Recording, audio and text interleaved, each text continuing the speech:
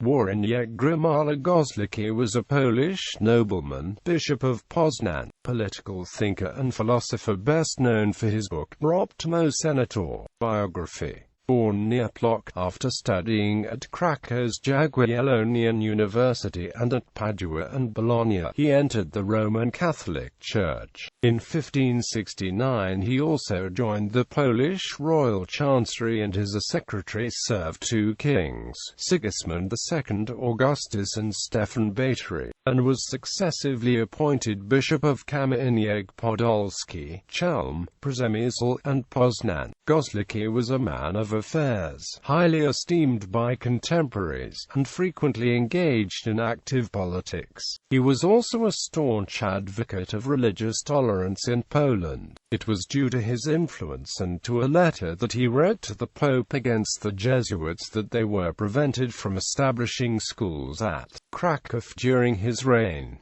He was the only prelate who, in 1587, acceded to the Warsaw Confederation. Goślicki's Latin book De Optimo Senatore and dedicated to King Zygmunt August subsequently appeared in 4 English translations. As the councillor in 1598, a Commonwealth of Good Counsel in 1607, the accomplished senator, done into English by Mr. Oldersworth in 1733, and most recently as the accomplished senator in K. Thompson's translation in 1992.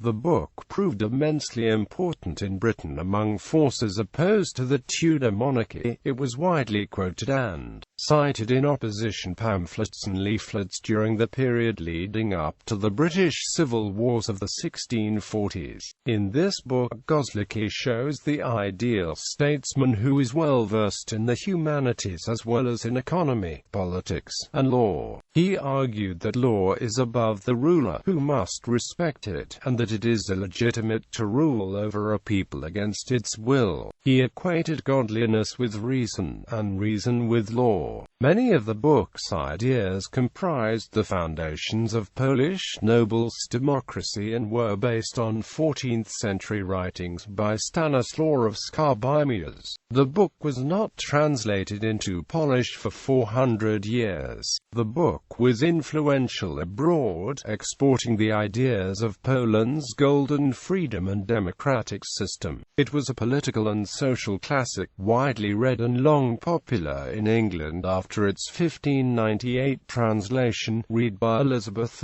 I of England. It was also known by Shakespeare, who used his depiction of an incompetent senator as a model for Polonius in Hamlet. Its ideas might be seen in the turmoil that gripped England around the times of Glorious Revolution. Goślicki's ideas were perhaps suggestive for future national constitutions. Goślicki never wrote that all men are created equal, but did say, sometimes a people, justly provoked and irritated by the tyranny and usurpations of the kings, take upon themselves the undoubted right of vindicating their own liberties. The book was allegedly read by Robert Bellarmine, Algernon Sidney and Thomas Jefferson, but there is no evidence of a direct link with Jefferson's Declaration of Independence. Goślicki argued that distinguished senators were more useful to a state than the king or the common people, for the king, being alone, cannot see everything, and it often happens that either he yields to desires or his emotions disturb his ability of discretion. Also, an ignorant crowd without a thought and head cannot by any means possess such prudence, while the Senate, composed of men distinguished by virtue, prudence, and glory of accomplished deeds, is capable from its middle position, as if from an observation point, of caring for the common weal of the state, perceiving those matters which are beneficial, and freeing it from disturbances, rebellions, and dangers. He was an influence in the framing the Polish Constitution of the 3rd of May 1791, which historian Norman Davies calls the first constitution of its kind in Europe.